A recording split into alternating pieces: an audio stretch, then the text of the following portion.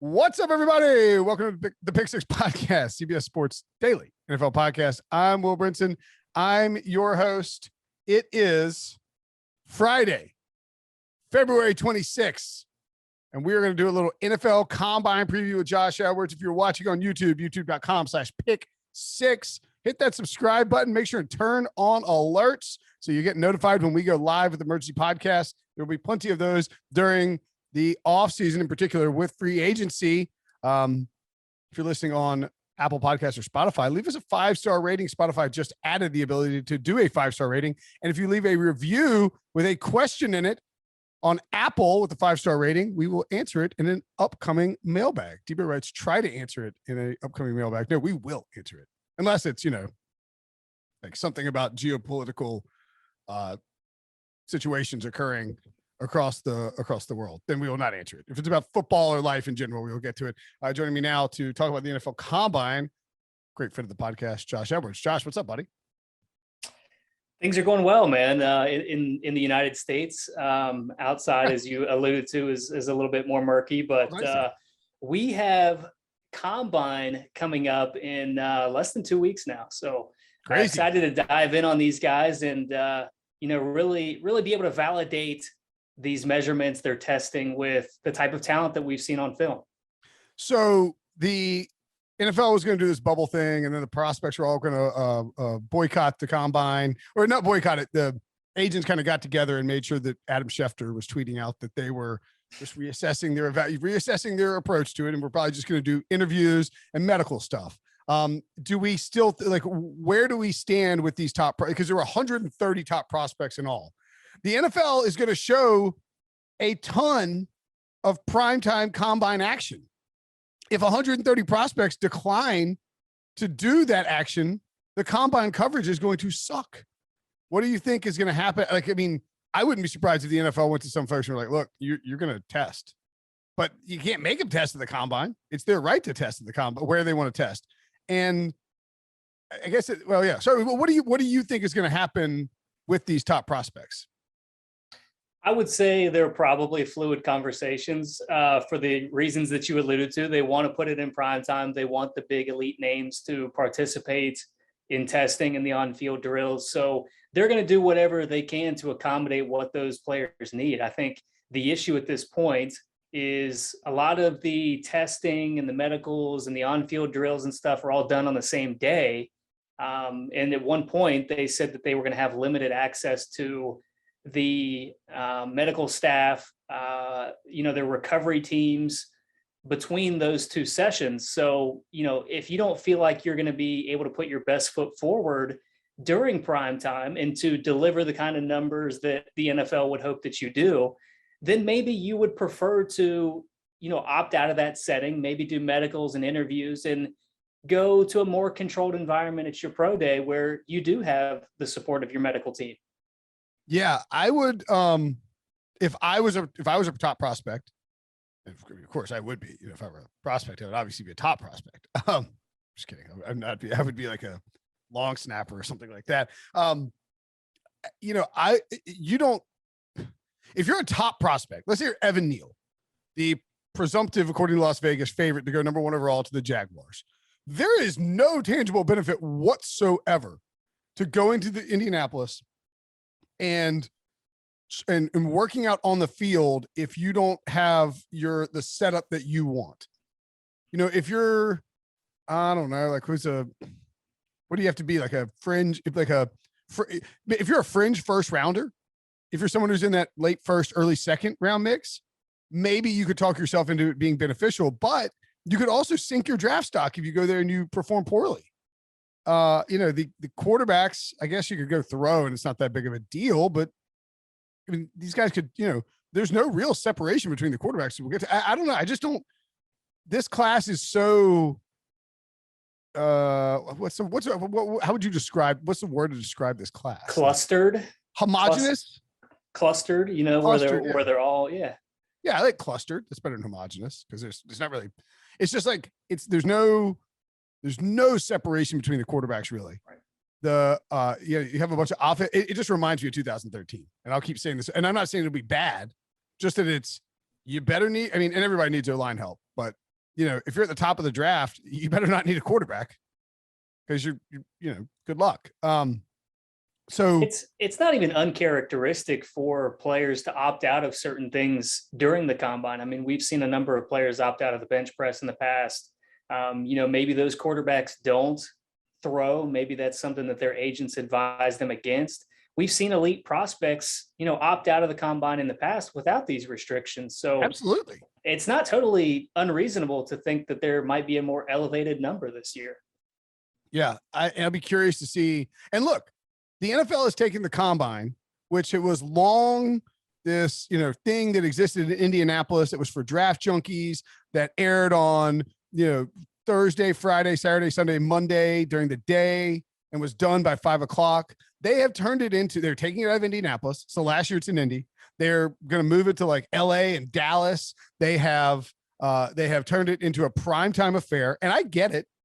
You can make money off this. You can make more money by it being in primetime and on ABC, but you took something that was beloved and kind of pure and have now, not pure. I mean, it's like, it was a sort of a thing for like draft, you know what I mean? Like, not beloved and pure. That's a bad way to describe it, but it was like, hell yeah, it's combine season, daytime, like beef up on these draft prospects. And now it's become like a primetime showdown for amazing quarterbacks. And it's like, one, you don't have them this year. Two, you're yanking this thing out of Indy. And then three, it's like, when you take this combine and attitudes have shifted from these players, you point out, Josh, about how they handle the combine. When you put it in this big spotlight, and as these guys are sort of like, we don't necessarily know that we need it. You run the risk of it blowing up in your face. I think the NFL will probably be fine with it, but certainly, if these guys all opt out, it'll be kind of messy. Yeah, there's two sides of the coin. You can say that it's a primetime event and the NFL is looking to capitalize monetarily. The other side is it's good PR for the prospects that do perform, assuming they perform well. Sure. I would say that there is definitely some benefit to performing at the combine if you feel that you're going to be able to put your best foot forward, because that is a central event where fans, the NFL landscape as a whole, has their eyes on you. No doubt about it. Whereas the pro days are more scattershot. Maybe you're sitting at work and you've got your TV on NFL Media or CBS Sports HQ or whatever outlet you watch, and you're able to catch some of these highlights from pro days and stuff like that. But you kind of miss the forest part of it, which is you're not able to see this player stacked up against like a guy from Michigan stacked up against a guy against Florida or whatever it may be. You're able to have everybody in the same environment on an equal playing field. Every year we talk about, were they actually marking the 40-yard dash off at 38 yards? Right. Do they have a fast turf? Was it raining there that day? In Indianapolis, you have more of a controlled environment where, as NFL talent evaluators, you're able to stack prospect A against prospect B and actually get some firm, concrete answers on who you feel these players are on tape. Yeah, and a lot of too. That's a great point. I mean, if you are Malik Willis, your pro day is Liberty's pro day. It is, it will get aired. It's not going to draw as much attention as Alabama's pro day, right? Just by the nature of how that works. And the other thing too is, for as much as we say, the combine drills don't necessarily matter, like a 40 time, but it's not that important. You got to run a really fast 40 time, and you can move up draft boards. DK Metcalf did a bad 3-cone drill, and he's like, this guy's a second rounder, he can't turn. We do. I mean, like, it's true. We do take into account what happens at the combine. I just think that one of the other factors too is that because it used to be where, everybody needed to go to a centralized location in order to find out who the prospects were. At this point, it's like, I mean, there's no offense, but I mean, like, there's 5 billion draft analysts out there, like draft specific analysts. And you guys all do a great job, but it's like, who, like Ryan Wilson is prepared right now to do a 6-round mock draft if he has to, or 7-round mock draft. And like, everybody, it's not like he'd have something to say about it, but yeah, he wouldn't. He'd be like, why now? My pre-combine mock draft? Are you nuts? Yeah, he wouldn't be thrilled about it. But like, it used to be, there was, it was like Mel Kiper knew everybody and that was it. Right. Or like, Rick Gosselin knew all the draft. Now it is an entirely like almost separate industry. And maybe that's why it's okay to move it out of Indy. It will take away some of the charm of everybody being able to gather in the same place for sure. But I'm waxing. Well, it's like the NFL draft itself. It was in Radio Music City Hall for all those years, and then we start moving it around to different locations, and we get these cool atmospheres like what we were able to experience in Nashville. With the Titans being the host there.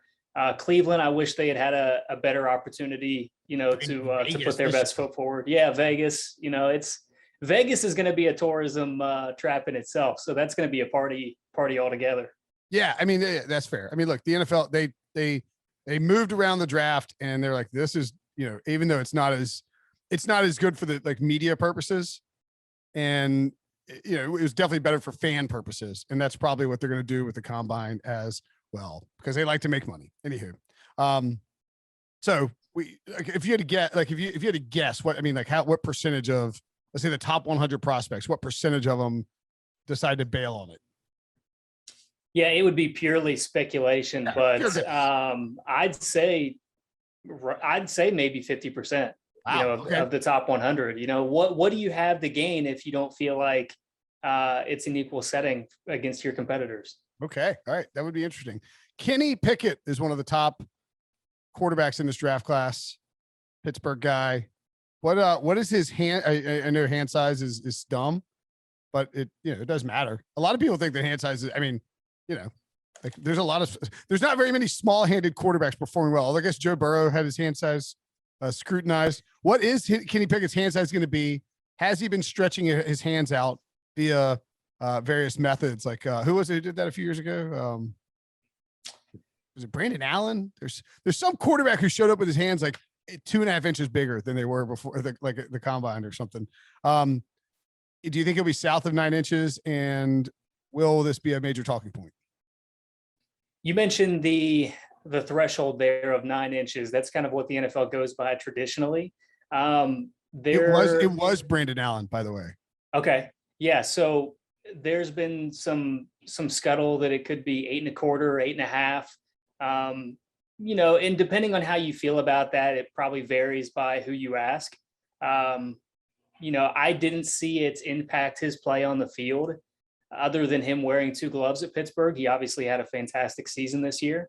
Yep. There will be more traditionally, minded general managers, talent evaluators that feel like it's a major problem because those outliers are a danger. If you try to talk yourself into a prospect being something that no one else has ever been, then you're playing in dangerous territory. If that fails, if that backfires, then all of these people are going to have this hand size measurement saying, see, like those thresholds are in place for a reason.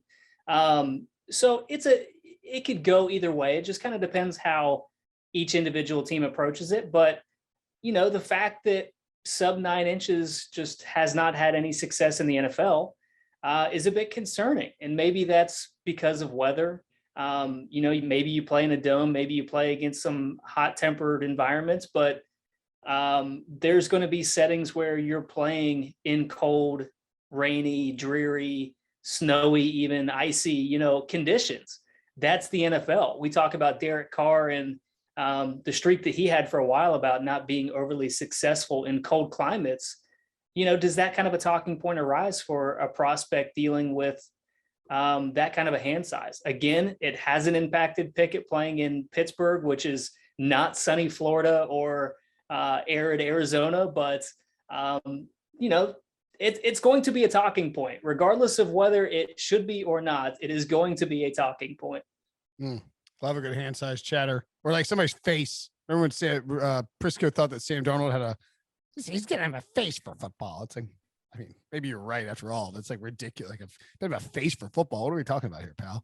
All right, so really quickly on the other quarterbacks, do you expect to see Malik Willis? Who else? Sam Howell. Geez. Do you expect to see these guys work out at the combine? And do you have any thoughts on them in general, just because we haven't talked to you in a while? So I think Matt Corral would obviously Matt Corral. be one that stands to gain a lot. And What do you think about Matt Corral 10-1 first quarterback drafted? Well, when you consider that really any one of these, 5 quarterbacks has a realistic chance to be the first quarterback taken, I think that's fantastic value, quite honestly. I already bet. I bet that, and I bet Malik Willis plus 150, just because I think if you can get Malik Willis at a plus number before the combine, if Malik Willis works out, he's going to come out of the combine more, unless he just is a total egg throwing the football. You'd think he'd come out of the combine as the number one, or like sort of not the consensus top guy, but a guy who raises his stock purely on athleticism. Yeah, for all of these guys, we talk about their arms, whether it's arm strength, whether it's accuracy. With Malik Willis, he's got that trump card, which is his legs, his mobility.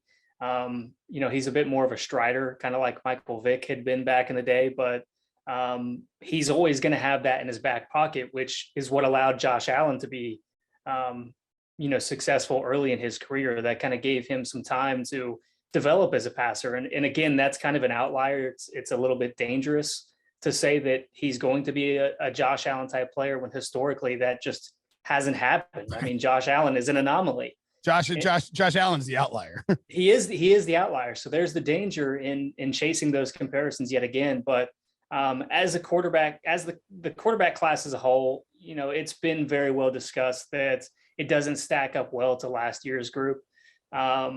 You've got some players that I think could be serviceable starters in the NFL.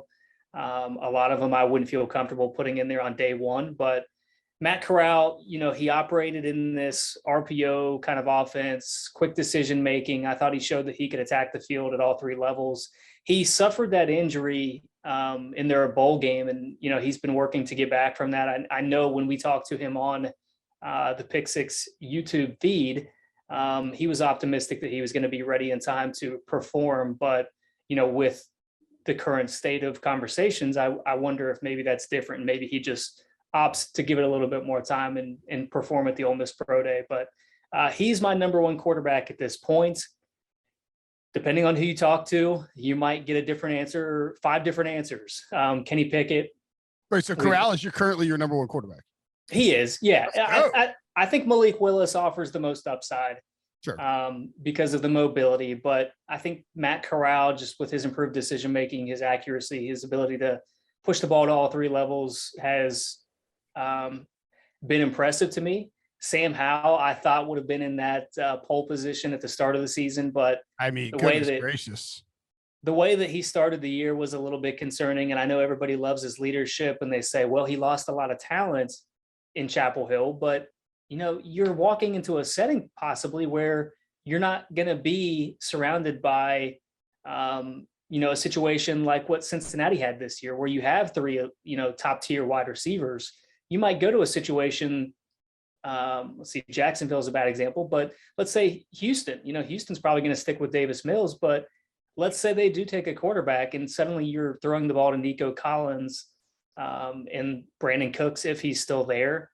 And little else. I mean, he's not going to have the type of talent that he had in Chapel Hill last year. So that's an excuse, but does that mean he's going to be successful in the NFL? No, I don't think so. So, well, no, I was going to say, it's like you can say, well, he lost all this NFL talent and that's why he wasn't as good at Chapel Hill. It's like, well, but to your point, what if he's on an untalented team? I mean, you're not going to have talent that's like substantially better than the rest of your division or your league guaranteed when you get drafted.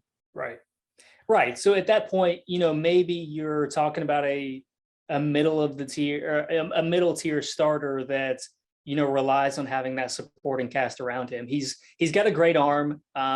He has better mobility than people probably give him credit for, but he does have to take that part of his game where he's taking unnecessary hits away. It's crazy, man. He runs into contact. Yeah, and it's unsustainable. I mean, we saw what happened with Carson Wentz. So that would be one of the concerns there. But then you're talking about Cincinnati's Desmond Ridder. You're talking about Carson Strong from Nevada.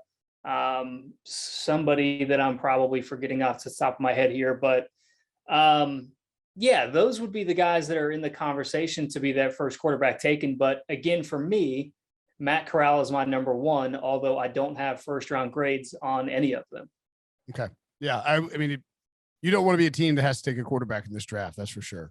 All right. Let's look at 3 cone drills from edge rushers. This is clearly a topic that Debo came up with, something he's interested to see at the combine. No, this is it is, 3 cone drill has sort of become the default most important workout at the combine. I think it's replaced.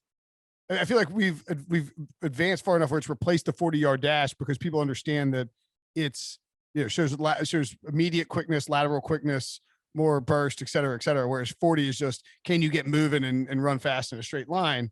What do you want to see from these edge rushers, in particular, some of the top guys? Yeah, so you're testing flexibility, you're testing burst, change of direction, all that kind of stuff, working around the cones. With edge rushers, you want to see first step quickness. You want to see them bend around the edge. It measures their flexibility, like I said. So for a guy like Aiden Hutchinson, who I think is often labeled as maybe limited athletically, and that would be far from the truth. Right. There are some questions to be answered about his mobility and his change of direction, his quick twitch nature. So I think some of that is going to be borne out in the three cone drill. Same with George Karlaftis from Purdue, a guy that I feel like is often typecast as this hard worker that knows how to use his hands. He's strong, all of this kind of stuff. But he is a better athlete than people give him credit for. So both of those guys, most would assume, are probably going to test a little bit lower in the 3 cone drill. I'm hoping that they test very well.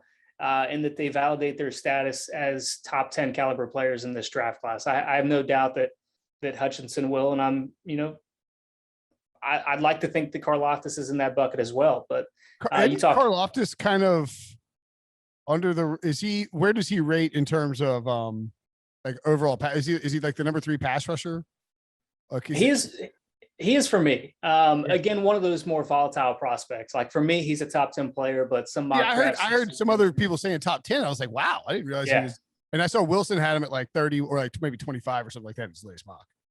Yeah, I'm a little bit higher on him than Wilson and Traps are at this point, but a guy that's just a really mature pass rusher. He knows how to use his hands. Again, I'm buying into that cliche there, but a hard worker down the line. He's a guy that's going to fight through those double teams. He's going to take on those lead blocks and blow up a play, that kind of stuff, and a guy that again has better athleticism than he's often given credit for. So and production back to his true freshman season, so a track record of production. Kingsley Anabari from South Carolina is a guy that's in that same bucket, a guy that is probably a little bit athletically limited, but just has been a consistent performer for the Gamecocks. Jermaine Johnson, I think, is a guy that has really impressed me through his Senior Bowl workouts, showed more burst around the edge. Again, I think people are probably not expecting him to test that well. I think he's going to have a better 40 time than people probably expect. Trayvon Walker from Georgia, I think, has the most to gain at the edge rusher position because he's in the top 10 projection for Daniel Jeremiah of NFL Media.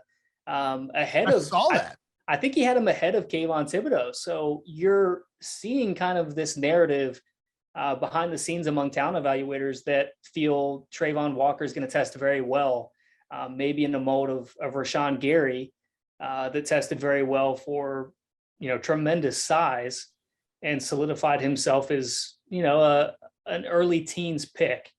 And by the way, DJ had Trayvon Walker 5th and Kayvon Thibodeau 8th.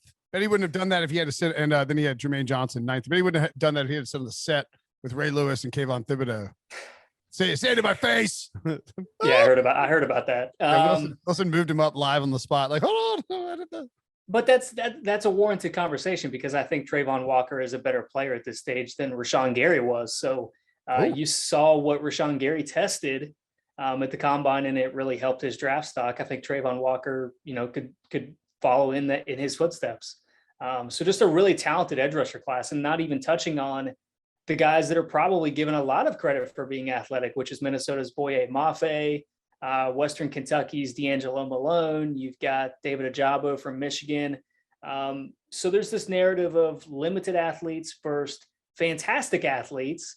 And the best part about the NFL Combine, Will, is we get to an equal setting where these guys can all perform, and we actually get some answers as to, who's maybe not as limited as we thought, who has some issues that we didn't realize, that kind of stuff. Yeah, because college football inherently, there's not an even playing field for these teams. Oregon might have, weak offensive lines in the Pac-12 or Pac-10 or whatever, Pac-12, whatever it is, and then meanwhile, Trayvon Walker's dealing with SEC offensive lines. All right, let's take a quick break. When we come back, what trades could pop up in Indianapolis?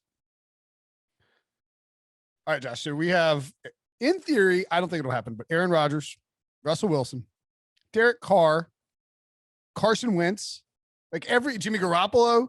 There's trades out there that could happen. What are you expecting the buzz to? And remember, last year was the combine normal last year? No, right? No. 2 years ago it was normal, not last. All right, so last year there wasn't even a combine. Correct. Yeah. Right. Okay. All right. Right. So 2 years ago the combine happened, and then the world stopped. Yep. Right. So last year you didn't have the same sort of buzz about players, buzz about trades, all that stuff coming out of the combine because there wasn't a combine. Right. I mean, now this year we could hear some buzz coming out, right? I would think so. This is the start of silly season, which is that you start hearing all of this chatter about stuff that may or may not happen. I think back to a couple of years ago before New York traded Odell Beckham Jr. to the Browns. NFL media got this image of Dave Gettleman sitting in the stands next to then Browns general manager John Dorsey. And everybody was led to the conclusion that, maybe they're talking about a potential trade for Odell Beckham, which ultimately came to fruition. But right. Again, that whole sentence kind of embodies what the NFL is. You've got then Giants general manager Dave Gettleman, then Browns general manager John Dorsey. And Odell Beckham is not on either one of those teams. And they're not on either one of those teams either. Yeah. So it's crazy how quickly the NFL world works. But sure. Yeah, I'm looking to see what kind of buzz comes out at the NFL Combine, because that's, again, we talk about equal footing for these NFL draft prospects. It's also a congregation of NFL decision makers, NFL talent evaluators, and they're having conversations.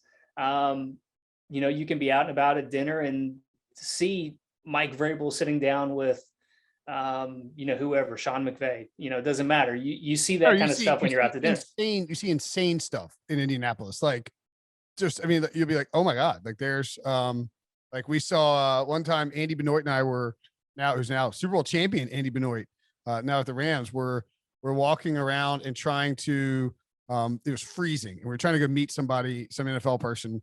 And we had to stop. We stopped in a Hooters because it was so cold outside. I was like, Andy, I was like, I'm freezing. I need a beer. We've been walking forever. He's like, all right, let's pop into this Hooters and see what's going on. We get in there, and it's John Gruden and Mike Shanahan are pounding Coors Lights, and we're like, what? Hooters? What? You really went to Hooters? Are you serious?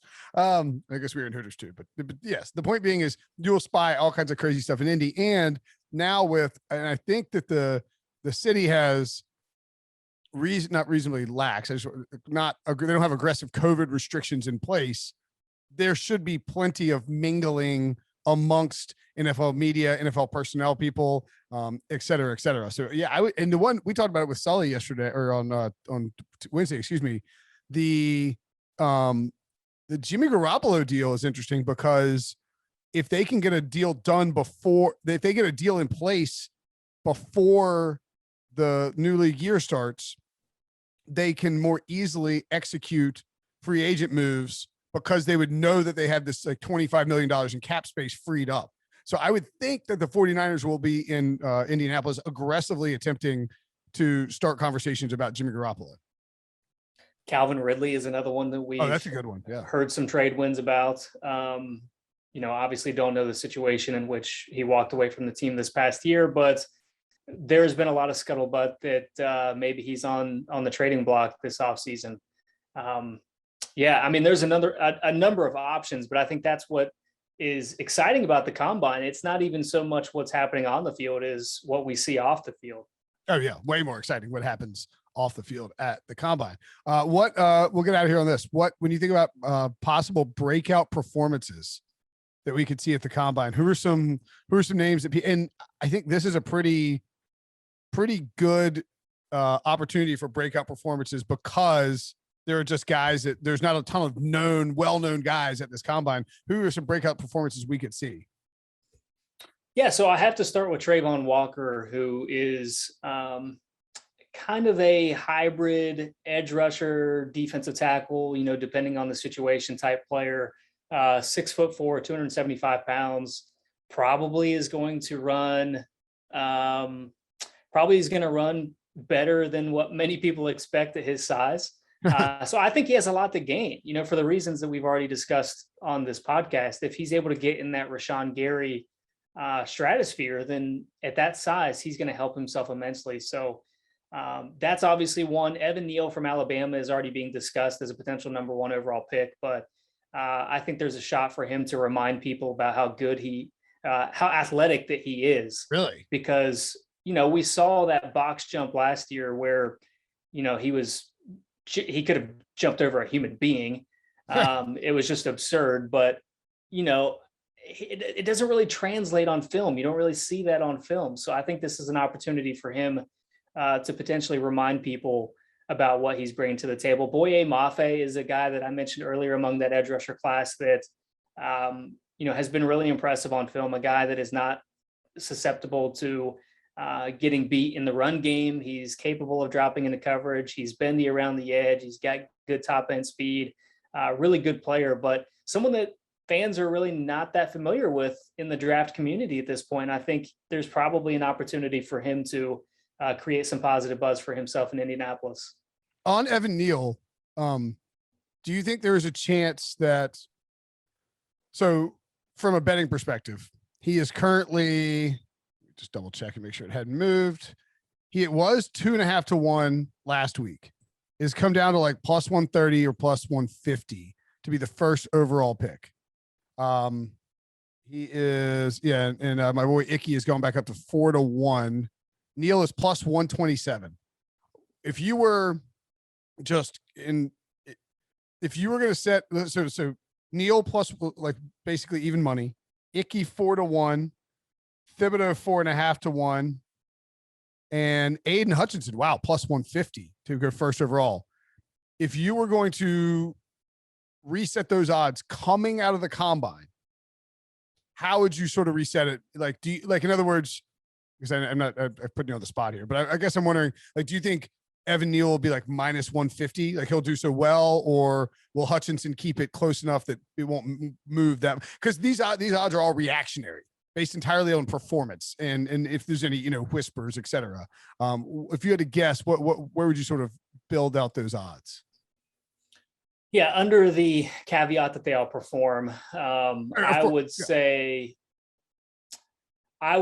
probably I might lean towards Aiden Hutchinson, honestly. Really? Maybe overtaking him a little bit, and then Evan Neal, and then I'd probably have Thibodeau just because of his upside, and then Ekwonu.